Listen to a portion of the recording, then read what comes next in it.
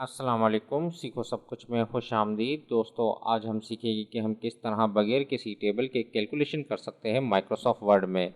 तो दोस्तों, टेबल में तो कैलकुलेशन करना आपने देखा होगा। मैं आज आपको एक ऐसी बहुत ही बढ़िया टेक्निक बताने जा रहा हूँ जिसके थ्रू आप बगैर किसी टेबल के भी कैलकुलेशन कर पाएंगे।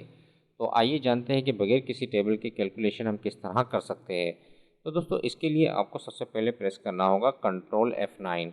जैसे ही मैं कंट्रोल F9 प्रेस करूँगा तो आप देख रहे हैं कि कर्ली ब्रैकेट आ चुका है। यहाँ आपने टाइप करना है इज इक्वल टू, और फॉर एग्जांपल मुझे सम करना है। मैंने 10 प्लस 5 यानी कि 10 प्लस 5 मैंने टाइप किया, और उसके बाद में जैसे ही ये टाइप कर लूँगा उसके बाद मुझे प्रेस करना है F9।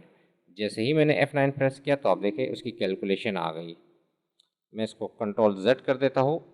अब आपको मैं बताता हूँ कि अगर हमें डिवाइड करना है तो उसके लिए मैंने कहा 50 से डिवाइड कर दे 10 को, और जैसे ही मैं F9 प्रेस करूँगा तो आप देखेंगे कि रिज़ल्ट आ गया।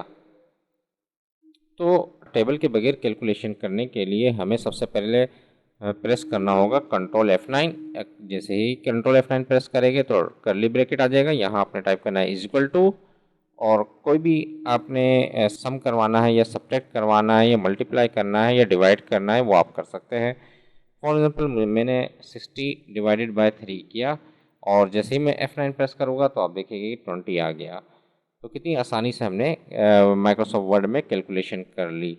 तो दोस्तों, उम्मीद है कि वीडियो आपको बहुत पसंद आई होगी। लाइक और सब्सक्राइब करना मत भूलिएगा। दोस्तों, आप मेरे चैनल को सब्सक्राइब ज़रूर कीजिए ताकि कोई भी नई वीडियो आए तो उसका नोटिफिकेशन आपको मिलता रहे। Thanks for watching. अल्लाह हाफिज़।